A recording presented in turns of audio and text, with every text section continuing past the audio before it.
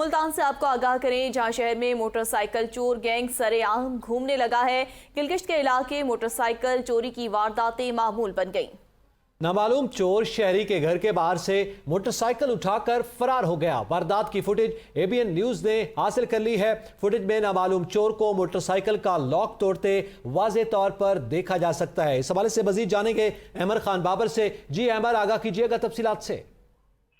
जी बिल्कुल, थाना गुलगश के इलाके में शहरी के घर के बाहर से जो है वो मोटरसाइकिल चोरी हुई है। चोर जो है वो आसानी से लॉक तोड़कर जो है मोटरसाइकिल चोरी करके फरार हो जाता है। शहर में जो है वो मोटरसाइकिल चोर काफी सरगर्म दिखाई दे रहा है। पुलिस जो है वो मोटरसाइकिल चोरों को पकड़ने में जो है वो मुकम्मल तौर पर नाकाम है। जिस पर जो है जब हमने पुलिस से बात की तो पुलिस का यही कहना था कि जल्द अज जल्द जो है वो इसको गिरफ्तार कर लिया जाएगा। इसके साथ साथ जो है वो जब हमने शहरी से बात की तो शहरी का भी यही कहना था कि मोटरसाइकिल चोर जो है वो उसका चेहरा वाज़ेह होने के बावजूद भी पुलिस पकड़ने में नाकाम है। जी बहुत शुक्रिया अहमद खान बाबर, हमें तफसीलात से आगाह कर रहे थे।